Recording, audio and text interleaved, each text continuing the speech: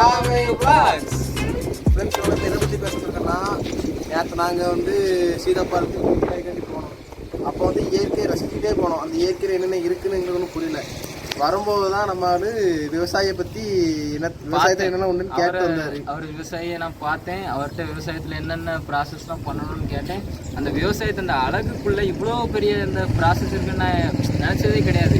அதனால் சொல்ல போனால் விவசாயம் அவ்வளோ கஷ்டம் நமக்கு. சரி, அதனால் நம்ம என்ன தான் படித்தாலும் வெளிநாட்டுக்கு போனாலும் அந்த விவசாயம் பண்ணுறதுக்கும் அந்த விவசாயத்தை கைவிட்டுறாது. என்ன தான் நீங்கள் வெளிநாட்டுக்கு போயிட்டு வந்தாலுமே விவசாயத்தை நீங்கள் தொடர்ந்து பண்ணுங்க.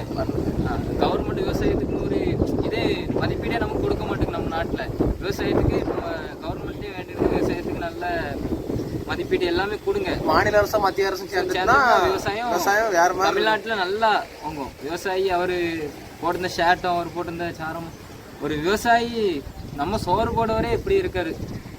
அவர் தாங்க நமக்கு கடவுள். விவசாயத்தை யாரும் விட்டுறாதீங்க. விவசாயம் அப்போ நாங்கள் அந்த வீடியோ நான் உங்களுக்கு போட்டு காட்டுறோம் பாருங்க. வெல்கம் டு காவே vlogs. யோ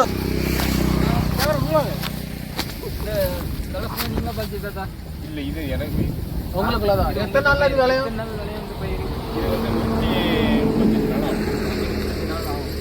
இது அரிசி வைக்கிறதுக்கு 130 இது விளையிறதுக்கு 135 நாள் ஆகும். அது வரைக்கும் இந்த வளரக்கூடிய புல்லெல்லாம் நீங்க க்ளீன் பண்ணிக்கிட்டே இருக்கீங்க. க்ளீன் பண்ணால இது க்ளீன் பண்ணாதான் அப்போ இது நல்லா வளரும். க்ளீன் பண்ணிக்கல இது வந்து நோய்கள் பரவும்.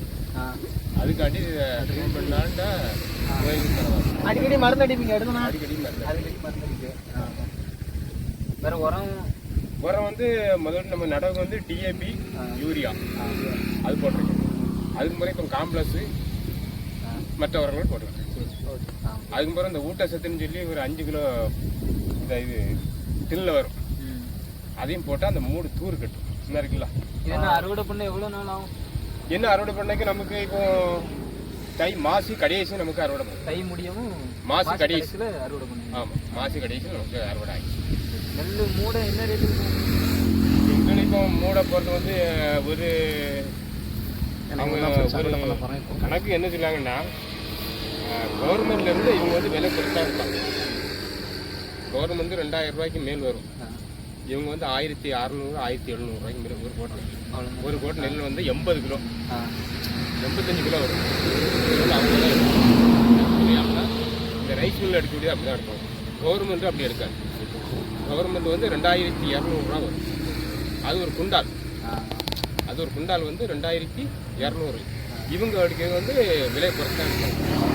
நமக்கு வேற வழி இல்லைல்ல. மழை வந்துடும், கவர்மெண்ட்ல கொண்டு நெல்லை கொடுக்க முடியாது. அதனால நம்ம பக்கத்தில் உள்ள ரைஸ் மில் பக்கத்தில் நம்ம கொடுத்துருக்கோம். அவ்வளோ நல்லா பண்ணுங்க. கேமரா பற்றி ஹாய் சொல்லுங்க. சரி, அப்படியே கொண்டு வந்து கேமரா அப்படியே காட்டுங்க. கொஞ்சம் கொண்டு வந்து கேமரா நான் பேசுகிறேன்.